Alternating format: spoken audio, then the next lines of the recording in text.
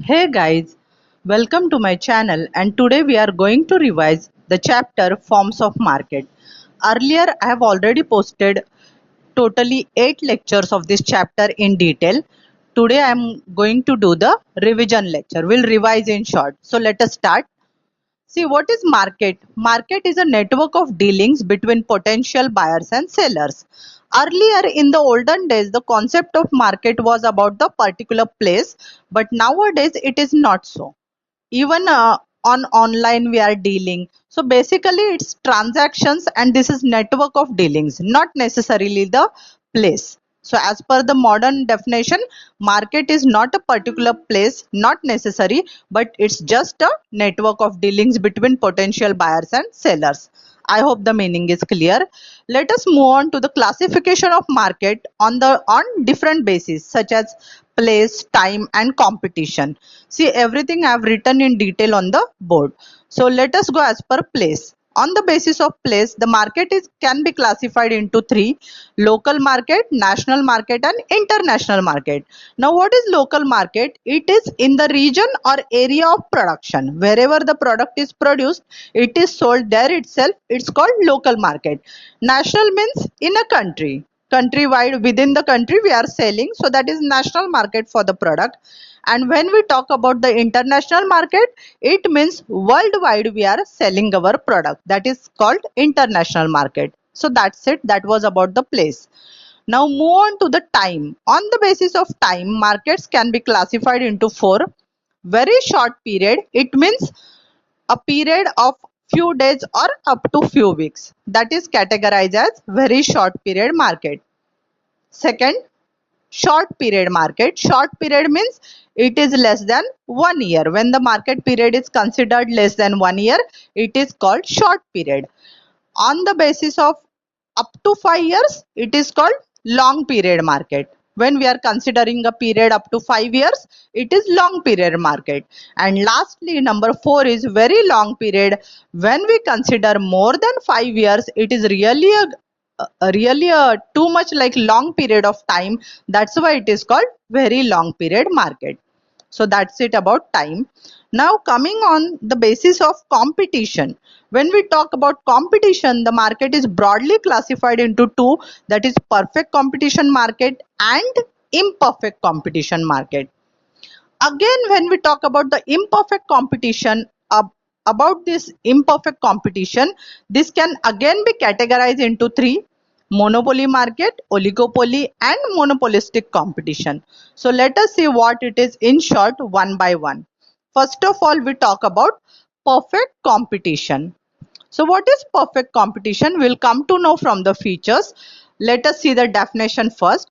According to Mrs. Joan Robinson, perfect competition prevails when the demand for the output of each producer is perfectly elastic.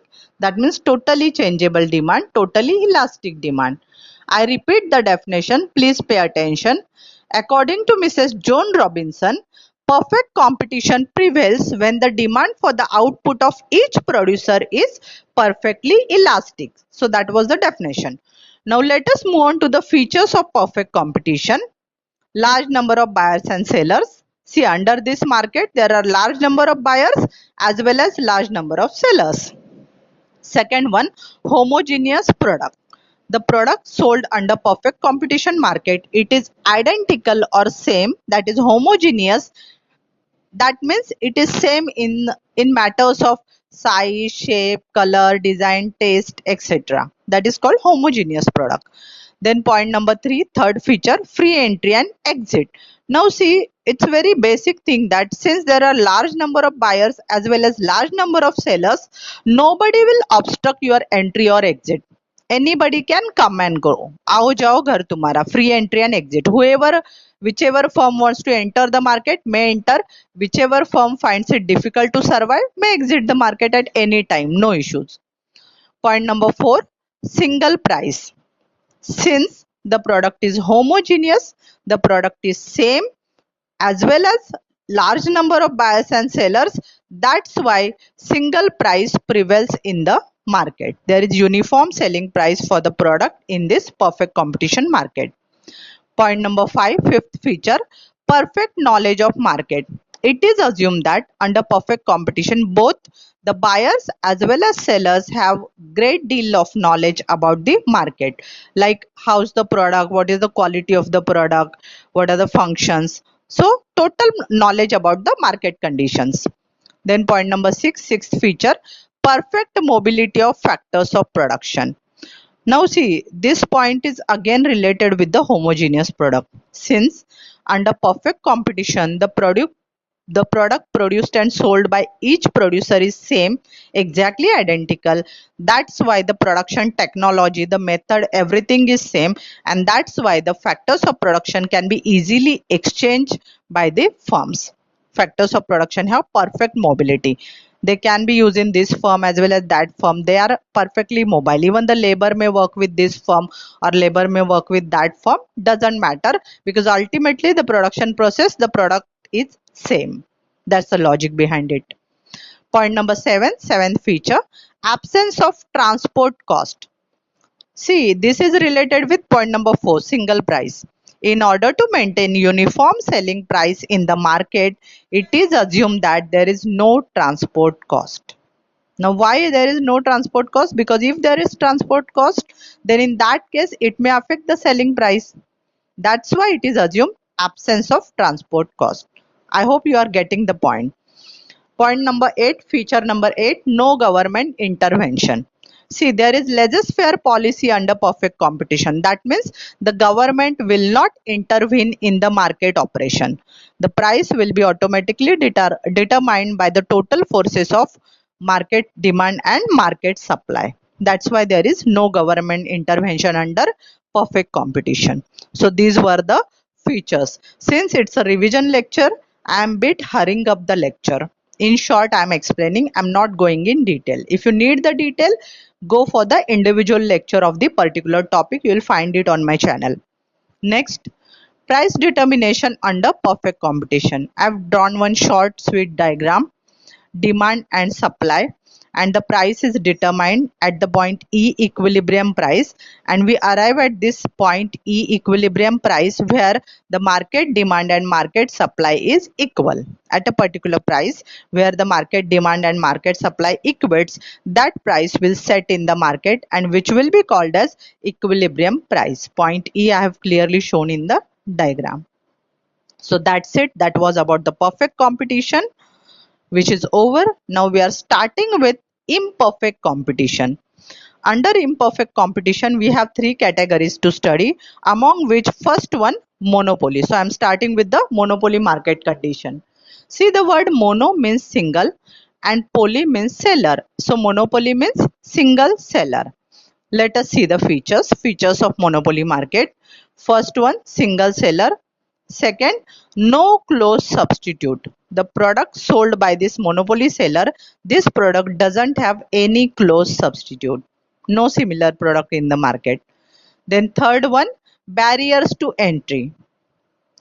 Try to get this point. Since suppose put yourself in the place of seller, you are having monopoly in the market, you are the only seller in the market, then but natural, in that case you will obstruct the entry of any other rival in the market, because you want to enjoy the full control over the market, and that's why under monopoly there are barriers to entry, because being the single seller, he wants to enjoy his position, and hence there are barriers to entry in the market in different forms, in legal forms also, like patents, trademarks, etc.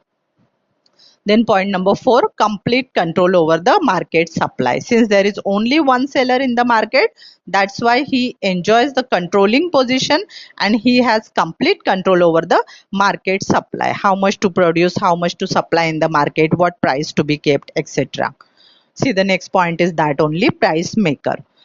Being the single seller, the seller enjoys the position of making the price or fixing the price. Whatever price the seller is quoting, we have to buy the product either at that price, or otherwise we'll have to go without the product. And that's why under monopoly, seller enjoys the position and hence he is the price maker. That means he can make the price, he can fix the price for his product.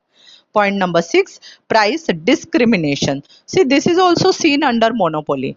Different prices are charged to different customers. That is called as price discrimination. So under monopoly, it is quite possible because it's totally in the hands of the seller to charge different prices if he wishes to.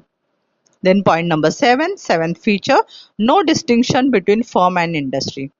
Now see, firm means one individual firm and industry means a group of firms engaged in the same line of business.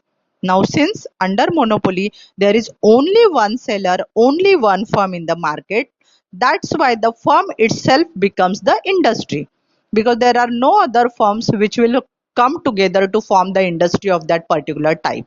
Since there is only one seller for that particular product, only one producer for that particular product, that's why there is no distinction between firm and industry. Whichever is the firm, that firm itself becomes the industry under monopoly market.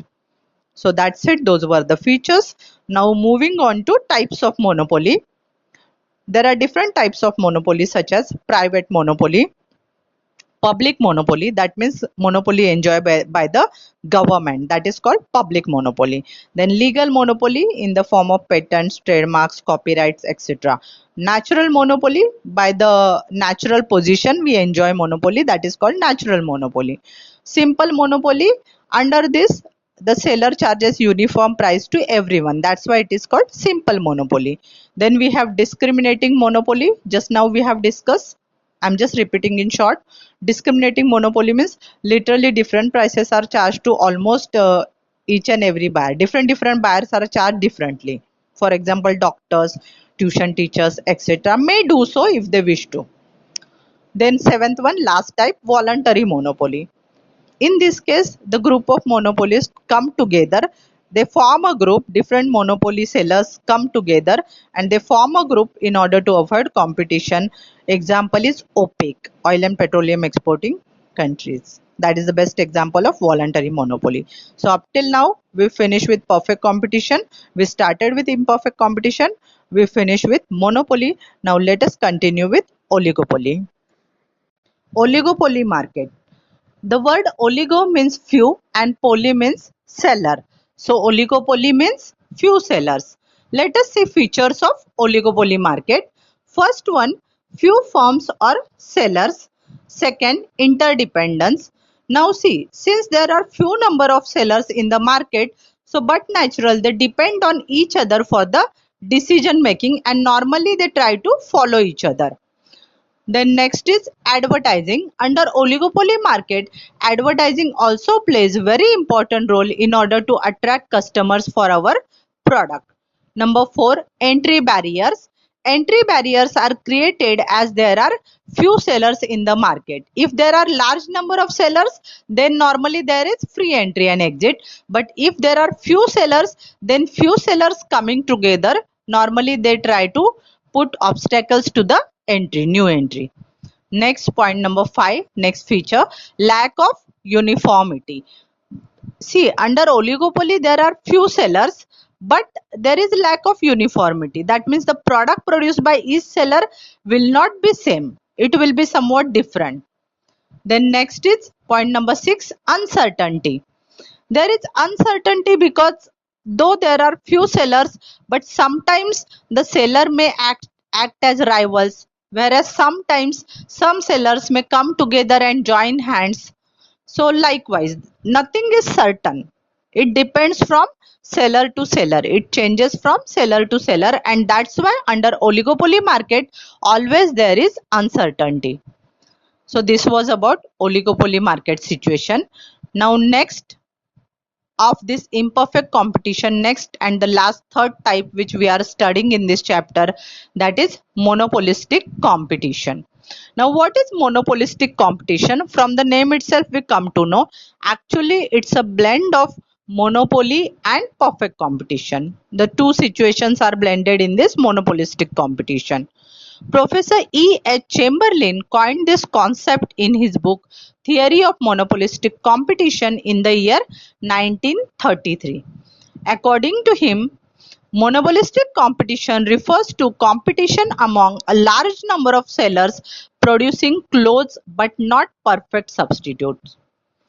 I hope you are getting this, that under monopolistic competition, the product produced are close close substitutes of each other. That means instead of one product, you may go for other product. Doesn't matter. It will work. But they are not exactly same. They are not perfect substitutes. They are nearby. They are close substitutes.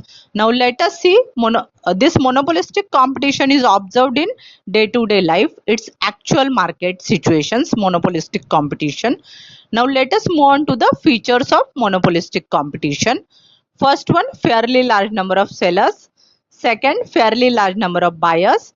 Third, product differentiation. It means, see, as I said just now also, products are close substitute but not perfect substitute, because the product differ in some or the other way. Maybe packaging is different, the labeling is different, the cover will be different, the design shape will be different. So there is product differentiation so that customer can easily recognize the product. Then fourth point, fourth feature, free entry and exit. See, whenever there are large number of buyers and seller, always the entry and exit will be free. Then fifth feature, selling cost.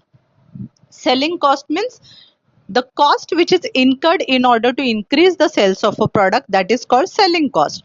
Now this selling cost includes advertising expenses, then exhibitions, distribution of free gift, free samples, then window display of the product. All these costs coming together, they form the selling cost, which ultimately helps in increasing the sales of the product. Then point number 6, close substitutes. That means product are close substitutes of each other. And very important, last feature but very important feature, concept of group. Now see, earlier we were knowing about the concept of industry. In industry, what happens is a group of firms which are producing same kind of product, they form together, they come together and they form the industry. So firms which are producing same product, they coming together, they called as industry. But whereas here it is concept of group, because here the firms which are producing close substitute products, but there is product differentiation. The product is not exactly same, and that's why such kind of firms, they are together called as group. They are not called as industry, they are called as group. And this concept, this monopolistic competition concept, it was coined by Professor E.H. Chamberlain. Do remember this. This is very important. I hope you got this point. So with this, I finish with the revision of the entire chapter, Forms of Market. I hope you understood it.